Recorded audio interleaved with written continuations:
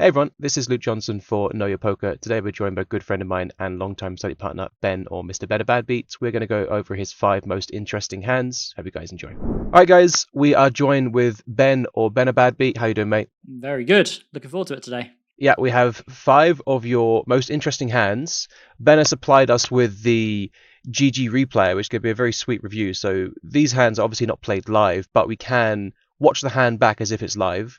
And Ben, I'm assuming that these hands are fairly recent-ish, and you can remember your reads and stuff going through the hand. Yeah, all of these are within the past week. And I would definitely wouldn't say they're like the most interesting hands I've played all week, but they're hands that I struggled with, and I know that you will probably be able to impart a lot of wisdom about. All right, well, let's see. Let's jump into it, shall we? Yeah. All right, 2.2. Ben, actually, I'm going to have you run us through the hand first because you played it. Yeah. So let me know on thought process, and then we can dissect after. Sure. So obviously defend pre-flop. Blue green purple is very, very aggressive reg. On the versus this type of player, I'm not gonna play super theory. Honestly, I'm gonna play like relatively close to theory in terms of like mostly flops, and then turns and rivers. I'm probably going to be deviating more in multiple ways, whether or not that's like calling more or bluffing less, etc.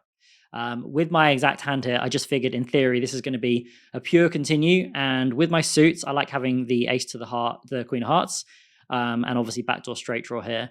And I decided to mix raise with this combo on the flop for 25% of the time. I don't think there's much exploit to be had from the flop, is what I'm trying to say. No, I don't think so. I'm actually not sure if we have to pure continue this one. I think it's definitely fine though. Yeah, well, look, if it's not a pure continue, I don't think it's mostly folding. So I'm not trying to nitpick, but I just wasn't convinced it's a pure continue. It's definitely close. You're not thrilled about it, right? No. I'm not thrilled that I hit the aggressive option as well versus this player type. I like it though. It's a good hand to be using, overcard to queen. Mm. Cool. He called pretty fast there, by the way. Yeah, I don't think the timing's going to be exactly the same, by the way, is when it's live. I think it's sped up to some extent. So I think if someone tanks for like 50 seconds, I don't think it's going to be a 50-second tank you're going to see in the replay, to be honest. But I don't know for sure. Turn, I think I'm going to use, I think the ace is obviously just going to be a pretty terrible card for our check raising range, right? So I even think like hands like queen 3, queen 7, they probably are worth bigger, but I do think you are going to hemorrhage a decent amount of the time. So I probably am not going to use a bigger sizing than like B70 on the turn. Hand, I think you probably could bet, but in all honesty, versus this player type, I did decide to pure check the turn here because I do think we're going to get more bluffs. And also, I do think he's going to give us less credit for checking reasonable hands on the turn. And obviously, top pair is one of those hands. Okay. My only counter to that is the last point where you said you don't think he gives you credit for checking reasonable hands. Your whole discussion was about how the ace is so bad for you. And I feel like he would also appreciate the ace not being good for you either. So I do think that he gives you credit for checking reasonable hands. If there's a turn to check reasonable hands, it's going to be the ace. So it's my only counter. Sure. I think intuitively, perhaps there is an expectation that our position is still going to more often than not fire queen 3, queen 7, pocket 3s, pocket 7s on the turn. But I'm not 100% sure on that. Okay, I see what your point. You've got like the less really nutted portion of your range. Yeah, that's definitely fair. Yeah, exactly. Okay. But then let's say if you've got any kind of king, queen, ace X that a newfound ace X, I do think he gives you credit for having those hands. But yeah, agreed. Maybe not the pocket 3s and pocket 7s. Sure. Fair enough. As for sizing, you went 2/3. I think it's fine. Or you can go. I would probably go pot, but it doesn't matter. You're kind of saying to viewers, really important note when you're betting is to think about what you're trying to accomplish. And Ben's trying to accomplish a polar 2/3, and I'm trying to accomplish a polar pot. So we're just talking semantics. We're both trying to polarize, and that's the important point. Sizing, precise hotkey number is not important. So now we face interesting bet sizing on the turn of block. So my assumption here is like theory first. I think this is probably going to be like some block, but mostly just big bets. But exploitatively, I do think the block does pretty well here because I do think my checking range on the turn is going to be overexposed. I don't think there's anything else to do, but now just call my hand on the turn and then see a river. Yep. I think you're going to see where this is going, mate. Yeah, you face all in. You face the dreaded all in on the river. Yeah, okay. So my thoughts are, I guess, first and foremost are that this player is hyper aggressive. I think it is also very important to note some dynamic stuff, and that is that I have hero called this player light a lot of times, and I've been wrong a lot of times, but I'm just kind of giving that to you as like you can do with that whatever you want. But I'm going back to the turn sizing as well, and once the small sizing comes in on the turn into river shove into a range that we've already determined is extremely capped, I just leant towards it's almost impossible for him not to overbluff this spot. So I decided to call. I actually think having the 5 of spades is also extremely good here as well, because I don't think he gets to bluff the 5-4 of spades, but the hearts and the diamonds potentially does. And obviously we're blocking values to the ace-7, ace-3, ace-queen. Yeah. Well, I don't think ace-3 for this. Maybe. But definitely ace-7. This is an interesting situation. I think it does come down to exploits, right? So I think in theory, this is just never going to be a pure continue. It probably does a little bit of cool, to be honest with you. I can see it. The ace is very, very, very good. In position is supposed to be bet calling ace-3 suited, ace-7 offsuit, obviously ace-queen. So you just have such a powerful blocker in the ace. He also might size down the turn with the ace-ace for top set. So yeah, I can just see this being a mix. It is more than 3 times the pot. Let's just call it 3 times pot. So you don't have to call much of your range. I can see this just probably being one of those flick it in 15 to 25% of the time spots in theory. Exploitatively, I actually think I'd come full circle, but because I wasn't playing the hand, I would think I could see it being overbluffed, and I can also see a world that is underbluffed. So I wouldn't know which world to take, and therefore I would probably resort back to the theory because I haven't got an instinct either way.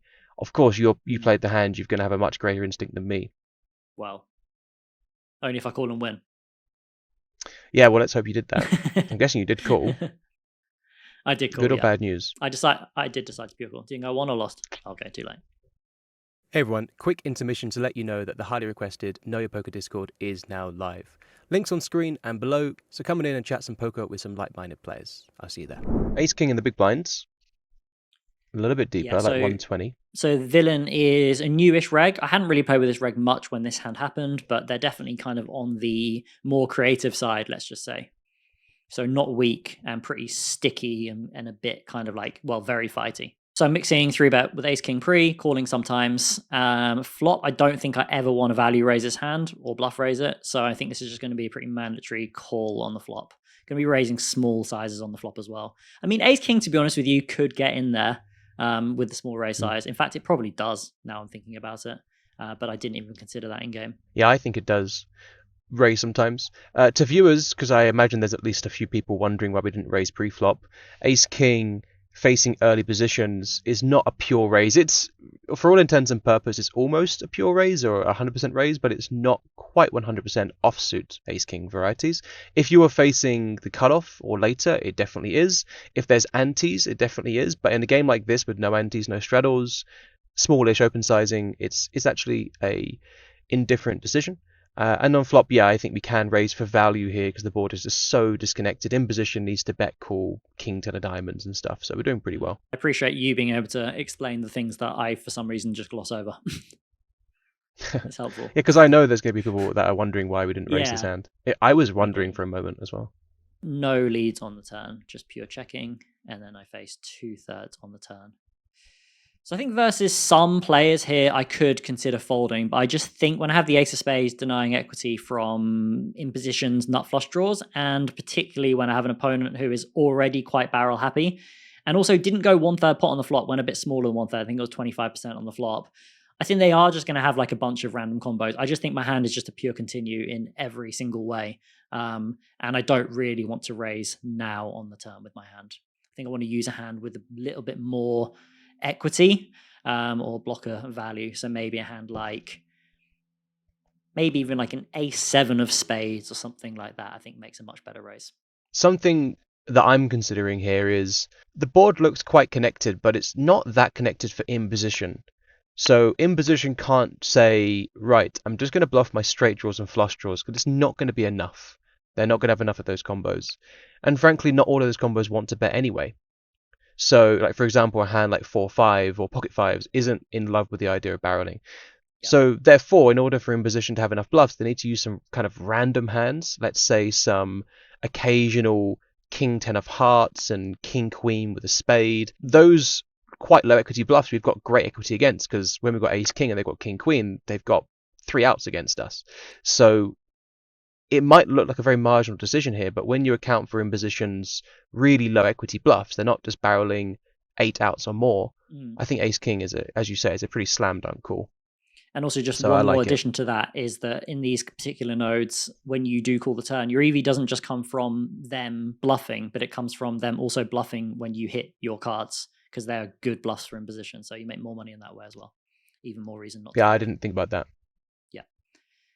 Yeah, really good point. King of hearts, they bet their range and you pick up a nice c-bet on river.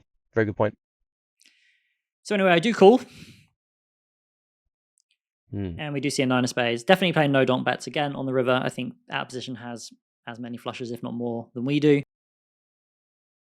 And then we face 75% on the river. And I just have 2 options here, I think. Well, actually, I have 3 options. I have fold, call, or raise. I elect to not fold my hand, and the reason I elect to not fold my hand is similar to maybe another hand we've talked about in this video, is that I don't know how much this player type is going to be regulating their bluffs on the river. Are they just going to like triple off all of their spade combos with a spade? Are they going to triple off king 10 of hearts? Probably not, but maybe. I think shoving probably is the best option on the river here. And the reason I didn't shove in game was because I felt that I had other hands to choose from. The issue now when I'm looking at this is that I don't have ace 4 offsuit or ace 6 offsuit or ace 9 offsuit, which are the combos you probably want to, like, at a glance would prefer to bluff, because those block the value hands. But we can't call pre-flop with those hands, and don't call the so then don't arrive on the river. So we have to pick from some of our better combos. And I think ace spade king or ace spade queen are probably the only ace high with a spade that we arrive to the river with. So I think bluffing this hand and calling this hand are both really good options, and I don't think folding is really in the equation here for me. It's a tricky hand, isn't it? I'm still not sure. In your explanation, you actually convinced me otherwise. So initially you said that you've got 3 options, one of them being raise, and I didn't like the idea of raise because I just kind of presumed that we had other hands, like some of the combos you mentioned. Now looking back at it, we don't have those hands. So initially I thought we had ace 4, like ace spade 4. We don't have that hand. We wouldn't defend pre-flop. Ace spade 5 wouldn't defend pre-flop, facing 2.5 and early position. Ace 9, I think we would fold the turn. We could call pre-flop, we could call flop, we would have to fold the turn. So yeah, we have no other hands. The only hand that sticks out to me, obviously, is the 6-4, 3 times. Yes. But that's about it. We would not defend 9-6. So yeah, you are right. This does seem like a pretty attractive combo to be using. What do you think about having the ace club king spade as opposed to this way round? Honestly, I don't know how I feel about that. I think this one is better.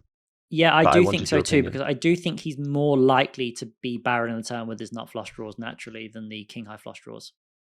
Yeah, and also if he's got an offsuit hand, I think he would usually, let's say an ace X offsuit hand with a spade, I think he ordinarily barrels the ace spade jack, not the ace X jack spade. But actually that would be a good, that is a good thing. Yes, he would. What you're saying. No, it's a bad thing, because it means that actually he would have more bluffs with the ace of spades. He wouldn't have ace X jack spade, but he would have ace spade jack X. So actually that would make the jack spade less tainted. Yeah. Okay. Still, I can get behind your thoughts. I don't know if this is going to be a pure defend. I'm actually not. Yeah, no, I think folding is on the table here, but I can also see the other options as well. So this is going to be a really dicey situation. It's also quite awkward. You've got no reads on them, you said, or like not many reads at least. At this time, I had very few reads, yeah. Yeah, okay. I think I like running this one. I do too. Yeah, and just saying, look, this is one of my very, very, very few bluffs. We tell a very, very credible story here. What does villain assume that we have when we shove? Well, it's almost like, what don't we have? We've got boats, 2 4s and 6s and 9s. We've got a little bit of quads. We've got 4-3. We've got 6-3. Then we've got flushes. So it's not that easy to get out of line. We don't have hands like 5 spade 4 or 6x 5 spade, because we just don't defend those hands big blind versus hijack 2.5 in a high rate game. So it's not easy to see bluffs outside of the 6-4 of diamonds, clubs, and hearts. So I just think we run this one and just hope that imposition makes enough big folds, there's not even that many big folds of them to make that, like, we don't even need them to make that many, because I think they just have got a bunch of, let's call it marginal value bets, like pocket queens with a spade, right? Like, he's going to do this every time, and that's a very easy fold, I think, versus this line. So we don't even need him to make a big fold here to have a profitable bluff. I think we just get him to make a bunch of pretty trivial folds and then hopefully profit. I agree with you. Unfortunately, this was the first day back after my break, and I was a scared little rat. Right. Well, for what it's worth, I know that I would not have shoved in game. It was only when you went down that whole what hands we have on the river that I realized you were right, that shoving is on the table. Initially, shoving was not on the table for me. Sure. So, yeah. And wow, yes, you had queens, no spade. It absolutely would have folded. So max pain for you, unfortunately. Yeah, thanks. Yeah. Yeah, sorry, just to rub salt in the wound. Queen set of diamonds. Someone's throwing eggs at someone else. Istvan is not happy. Speaking of not happy, I don't think you're going to enjoy this hand very much. Okay, let's see. A good start. Lots of backdoors. Ben's going to get spicy. Is that what's going to happen? I don't think I'm allowed to get super spicy versus a pot size bet with this exact hand. I think I probably can, but I think it's a low frequency raise. Just generally, this board, you're basically never raising or very rarely. So I'm reluctant to do it with too many hands. You call pot on flop, king turn, he takes some time and checks. Yeah. Off to river we go. My thinking here is that once we see pot on the flop and turn check, I'm in two minds. I think some players are going to be protected enough here. And when I say protected enough, I think for viewers, like in position here after they bet flop for pot, and then when we call, we have like such a condensed range, and we're barely going to be raising combos like queen jack on the flop. And in position isn't necessarily going to be betting all of their queen jack combos, and I'm just going to be calling nearly all of them. So I think when you have a hand like 10-9, ace-10, ace-9, I think on this specific turn, you're just meant to be checking back quite a lot of the time. And I'm like umming and ahhing whether or not players or this player does find those combos to check the turn with or not. What do you think about that, firstly? As for specifically 10-9, I think they would. I think it's a very easy check. But maybe with some other hands, they wouldn't. 10-9 seems like a fine check. Sure. So I see this as like relatively overcapped when they do check this turn on the king of hearts specifically. And I do think they now arrive with like some other hands that didn't want to, just decided to bluff the flop and was giving up the turn. The reason I'm making these excuses as early as possible is because I don't necessarily think we get to bluff all of our diamonds on the river. The reason we don't get to bluff all of our diamonds is because our bluffing range is basically diamonds only. Because we can't call the flop with like pocket fours, or we can't call the flop with 9-7 of clubs or anything like that. So we kind of have to dip into, let's just call them unattractive bluffing combos with blockers that we don't really want to bluff. My question really is whether or not I just want to bluff my low flush draws and then never this one. The reason I ended up bluffing this one was because simply the 8 of clubs fills up too many of my perceived other value combos, like 7-6 of diamonds, and then obviously all of the queen jack, and then queen and then jack 7 of diamonds as well. So I decided to what I thought was overbluff this river and just not assume I was going to get defended enough because I rep it so incredibly well. You're saying that you want to bluff this exploitatively because you think he overfolds, and that you also think he's very, very capped. I think you're right, but not for the right reasons, in the sense that he's supposed to be overcapped in theory, and he's supposed to overfold the river in theory. And therefore, I actually think that we bluff all of our diamonds, even the worst possible diamonds. I'm not sure what they would be, but let's just say maybe a hand like, I don't know, 7-5 of diamonds might be the worst one that we have. I'm actually not really sure which one would be the worst, but I assume the queen and the jack are not that bad because he barrels them so often on the turn. So even with the worst possible bluff, I still think we auto bluff it because I expect to have huge fold equity relative to the fold equity that we require. Sure. And the way that works is when in position rushes money in, sees a reasonable turn, and then doesn't see bet, solver is just going to overcap itself. Yeah, that's a good point. I think, yeah, and I've got to give myself a little bit of credit because I think that was part of my thought process. Maybe in the way I was describing it wasn't quite on point, but yeah, I can definitely appreciate that for sure. And then just one quick thing I think I want to talk about is just river size and scheme. I think like the worst hand I want to be value betting here is probably going to be 2-pair on the 8. I don't think I want to bet a random ace. I think I want to be going 2-pair plus. Maybe you can go 1/3 actually on the river, but I thought just 2-pair plus. My sizing scheme in the river was 2/3 and then 2-pot, because I thought that the queen jack variety portion of my range is so needing of going a very, very, very big sizing. Yeah, I think this is a really, let's call it AI river spot, where I think you can have a small bet sizing of 10%, and then you can have a big bet sizing of all in, because okay, what does 10% accomplish? 10% accomplishes in position folding his junk, and I believe in position will fold probably 1/3 of his range or more, just facing 10%, which is insane when you think about it. Yeah, that's crazy. And then, because you've just got insane nut advantage, you have queen jack every time that you don't raise pre-flop, and he virtually never has queen jack, so you've got a huge portion of your range that want to say, good luck calling all in. I'm going to bluff my all in, and then I'm going to put some value bets in there that you don't have. So yeah, I think this is just do whatever you want. You can go 1/3 2-pot, you can go 10% all in, and you can do anything in between. So yeah, I really don't care. And I also think that you can bluff everything that's unpaired here as well, and I think you would still be doing fine. So it's kind of an easy spot to play. So what did you do? 2/3 or 2-pot? I went for the 2-pot. Nice. Yeah, we get tanked by this hand, which I feel very good about, by the way. Yeah, I can see him putting the time chips in. Yeah, getting a tank is very respectful in this case. Yeah, especially with this hand. Wow. Because this value catches versus my other value bets. I'd be so upset if I had ace-8 of hearts here.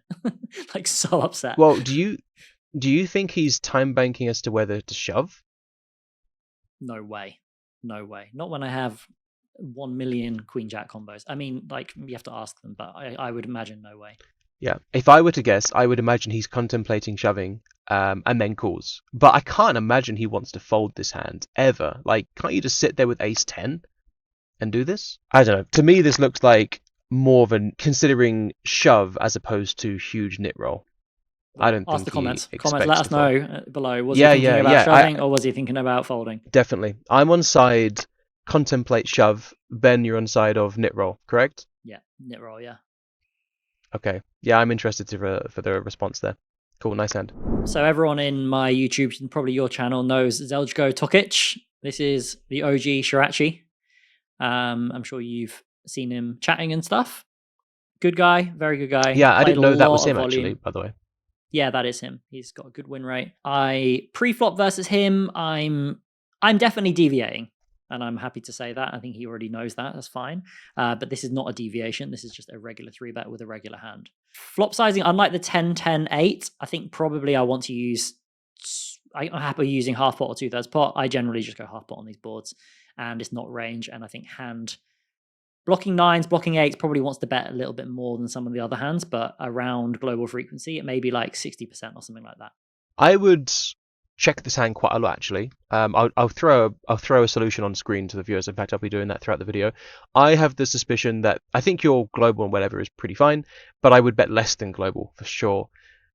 Maybe to my detriment, but it just doesn't feel like this hand pushes much equity unless you turn a 9 or an 8, and a lot of the deck is not good for you. So this one seems like quite a nice check call combo. And also in these positions, last point is you don't block many of his bluffs.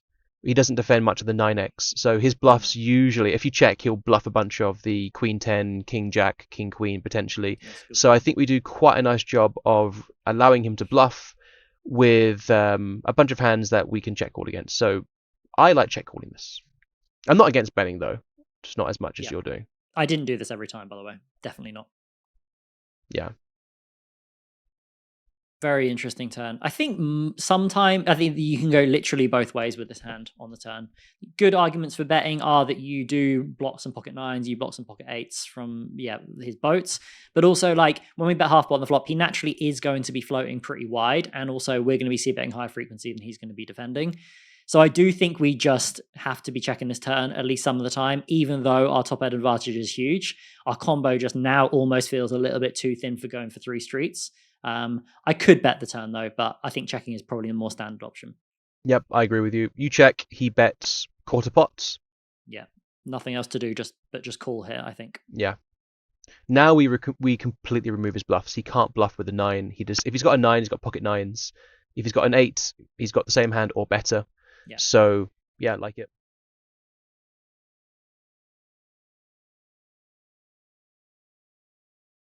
Not an ideal river card, has to be said. It's very, very high for position here. Exactly. I agree with you. I'm not going to be playing any donks here. I think if the river was an ace, I probably would play some donks, but on the queen, I will not. We check and we do face shove. Okay, what do you think? I'm going to talk about this, what I was thinking in game versus in hindsight. I think first things first is, and Srirachi would agree with this, I'm sure, he's definitely on the tighter side, and therefore folding more often than calling in a number of spots is probably going to do quite well. However, I think in this exact situation, the bluffs are quite obvious to the 5-6, 7-6, and then even some overcard floats. But then going back on that, the queen is probably one of the lower EV cards for us, so I lean towards wanting to fold my hand now. Okay. There is one small detail here that I've just picked up on, which I wouldn't have noticed in game. The queen is the same suit as the flopped 4.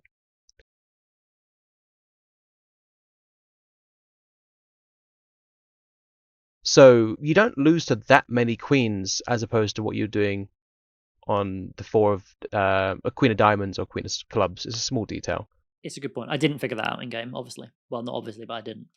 What about his like 6-5, 6-7s? Do you think they just always bluff the river, or do you think they ever give up? Because the queen, I believe, is one of the best rivers for him. Yeah. This is why I was kind of saying, like, versus this kind of player type who definitely is more like value oriented.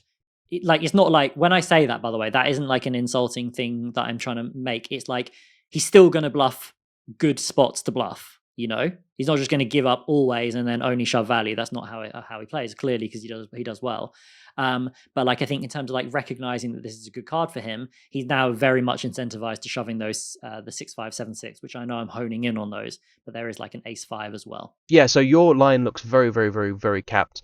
Realistically, you bet the flop, you look strong, the 4 comes, the 4 is a pretty good card for you. If you had pocket 10s plus, the turn you want to see is a 4. Yeah. Unless you turned a 10. So when you check on the 4 and then just call versus a quarter, your line is very ace king. So yeah, it's not a bad bluffing spot at all for in position. You do look very, very exposed to occasional pocket aces and then a bunch of ace king, maybe ace queen, has to be said. But it's certainly not a spot that you're going to have many traps in. So he's going to get quite a lot of folds in your range here. I'll be very transparent here. This is a spot that like I just don't know whether or not calling or folding is better. Like, I think it's really important to like, sometimes there just isn't a best option. And that's kind of okay. I'm talking to your viewers mainly, because this is a really, really, really difficult spot. So regardless of what I end up doing, like there's so much back and forth, like justifications that I just ultimately landed on the fact that like I think he just will bluff all of his 6-5, 7-6, ace-5, and he'd be pretty happy about doing that. So I just decided to give him credit and call. Yeah, and also let's think about the world that he doesn't do that. So he doesn't bluff the 6-5, 6-7. Mm-hmm. I think because you're buddies with him, or at least like you talk with him in your Discord, he's not going to want to show that hand down. Right? There's going to be a certain attachment that he's got to like That's a good point. Instilling his integrity in the game, and I feel like he's not going to want to check down that hand. It's not like he can check down and muck it and not show you, right? Check fold it, for example. If he checks back, he's going to have to show that hand to show down. Of course, he might want to check back the 6-5 of hearts, but the other combos I think he does run. So I would personally just flick this one in, because our blockers are pretty good here. The 9 is now just an unblocker, but the 8 is very good, and we do have a bunch of ace kings that I don't want to have, and hearts that I don't want to have. So this one just feels like a mandatory call for me. Cool.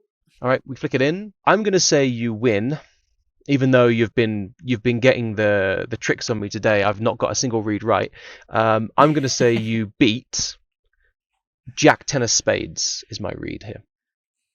You're going to be unhappy, my friend. Ace queen. Fuck. He's floated the flop with ace queen, diamond club. Last hand, pocket jacks. Run me through, Ben. We're not jacks. We get 3-bet by Opportunity in MP. Opportunity is a straightforward player, from what I can tell so far. Obviously, small samples. Could have had just no hands or whatever. I'm going to be mixing 4-bet and call, but with my read that this player is a bit more straightforward, I do err on the side of calling this hand in these exact positions a lot more than I like 4-betting.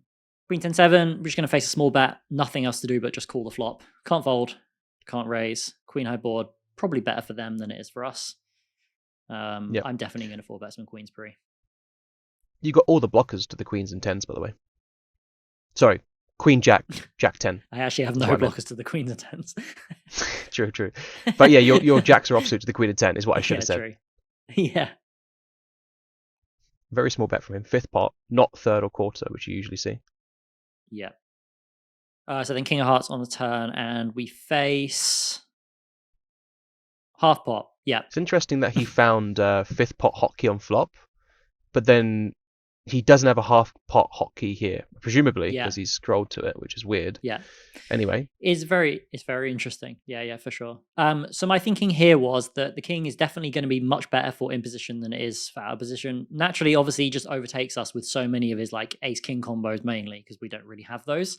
He's going to have the ace jacks as well. Neither of us have the offsuit combo. So I figure the king of hearts is going to be quite a high frequency barrel, and therefore also a card that we don't do that well on. So I just decided I know I'm going to have some raises on this turn, but I actually just don't want to be blocking sets and 2 pairs here. I only want to be blocking the ace jack combos.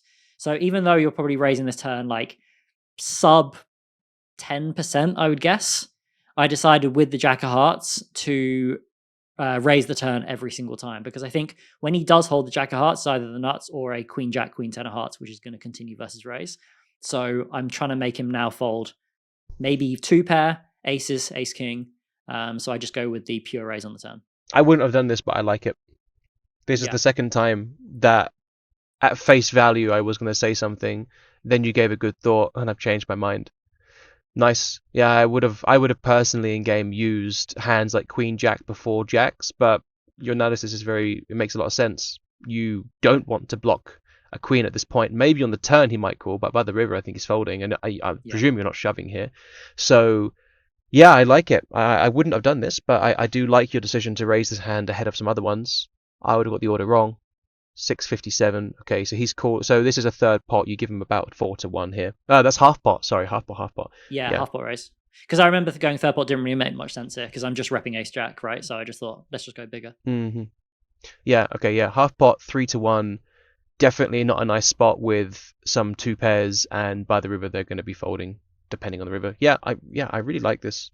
But unfortunately, we don't get the opportunity to see a river because after a little bit of a tank, he does just rip it in for the full stack, which is really sad because how has he got the ace and the jack? Yeah, that's a spicy hand, but I really like it. I really like it. I would have probably already put the solver solution on screen. I expect it's going to say that your player's good. Yeah, maybe. Honestly, I'm on record saying that I wouldn't have done this, but I think it's very, very good. So, yeah, really nice. It shows, by the way, like all these hands that you're super feisty and willing to make moves, and not only willing to make moves, but willing to make very logical moves as well, right? So it's not just kind of like getting seeing a hand and getting attached to it. It's a lot of logic and a lot of really good high level play. So I'm very happy to see it. Didn't really go your way today. Seems like you lost every hand. Did you even win a hand today? Maybe not. I can't remember. If you're thinking about it that long, maybe not. I can't remember. Anyway, I like the play still. I hope you guys have enjoyed. I really enjoyed making today's video. I hope you enjoyed Ben's thoughts. I personally did. He taught me a lot about some spots that I was thinking very, very wrongly about. So yeah, check him out in the description, Ben or Benabadbeat Poker, and we'll make more of these in the future. Thanks for watching. Take care. Bye-bye for now.